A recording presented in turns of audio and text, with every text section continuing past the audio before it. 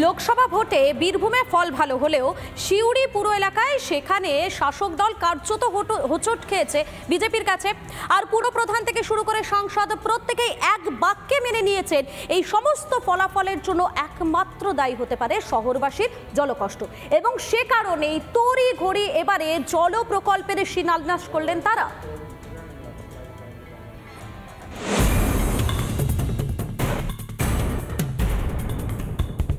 আরও নিশ্চয়ই অনেক কিছু আছে যেগুলো পিছিয়ে আছে, কিন্তু জল প্রথম থেকেই সমস্যাটা সিউড়ির মানুষ ফেস করছে, তো সেটা একটা বড় কারণ হতে পারে।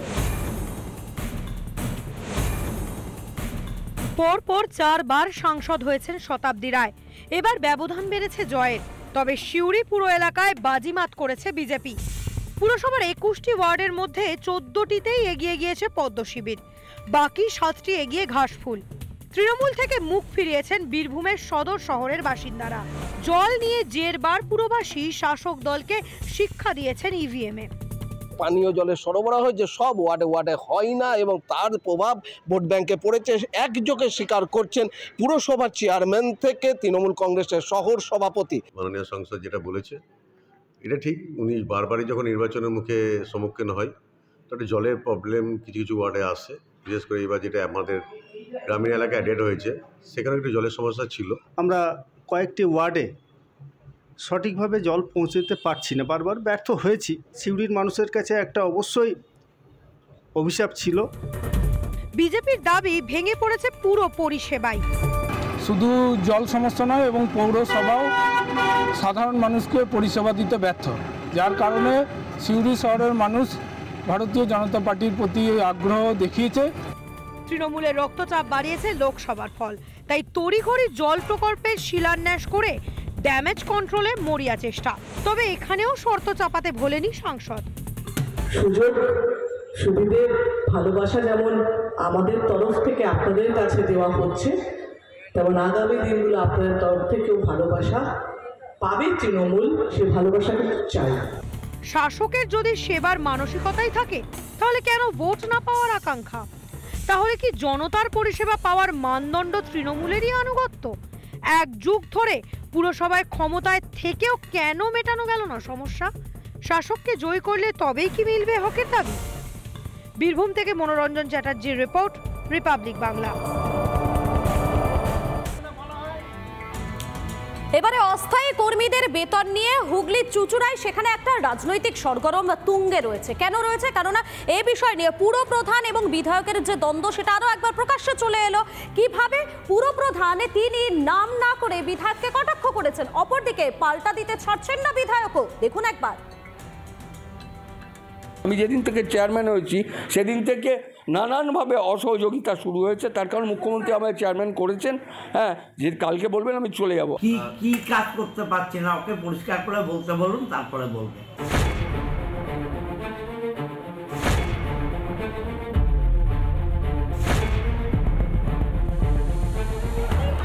দিন কয়েক ধরেই অচল অবস্থা চলছে তৃণমূল পরিচালিত চুঁচুড়া পুরসভায়। বকেয়া বেতনের দাবিতে চলছে আন্দোলন। কখনো নিভিয়ে দেওয়া হয়েছে পথবাতির আলো, কখনো আবার পুরসভার মধ্যেই বিক্ষোভে সামিল অস্থায়ী কর্মীরা।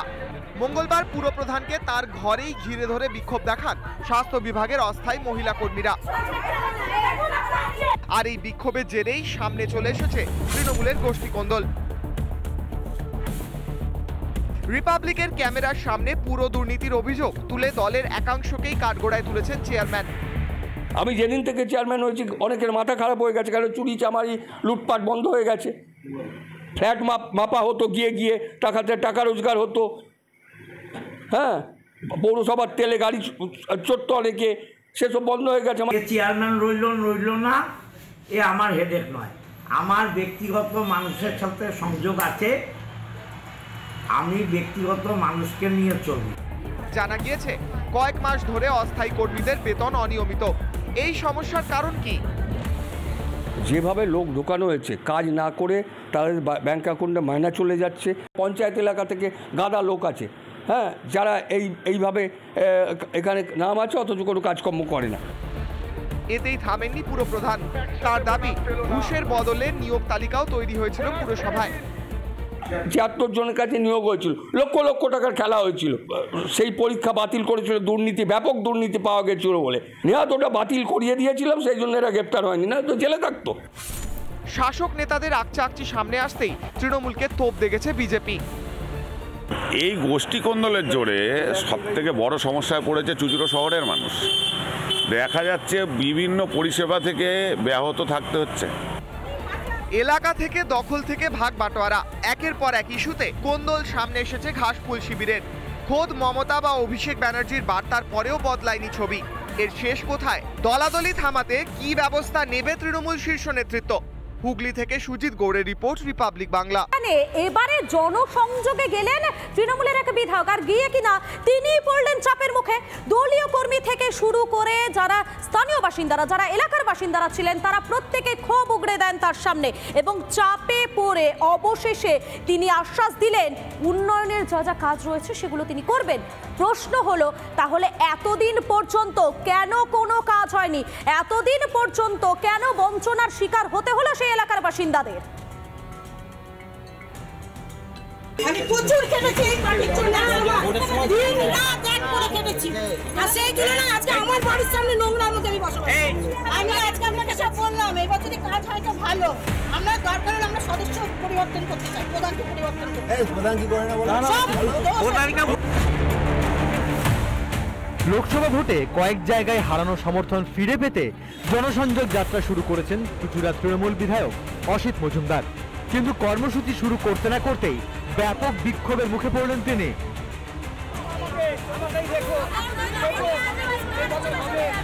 স্থানীয় বাসিন্দারা যেটা অভিযোগ করছে, তা এখানকার যারা পঞ্চায়েতের প্রধান রয়েছে, সদস্যরা রয়েছে, তারা কিন্তু কোনো কাজ করে না। কতদিন পর আপনারা এমএলএ কে কাছে পেলেন? আমরা পঞ্চায়েত ইলেকশনের আগে উনি সেই যে আমাদের পাড়ায় এসেছিলেন, মাঝে দুর্গাপুজোয় 2024 সালে দুর্গাপুজোর সময় উনি বারোয়ারিতে এসেছিলেন, আজকেই প্রথম এলেন।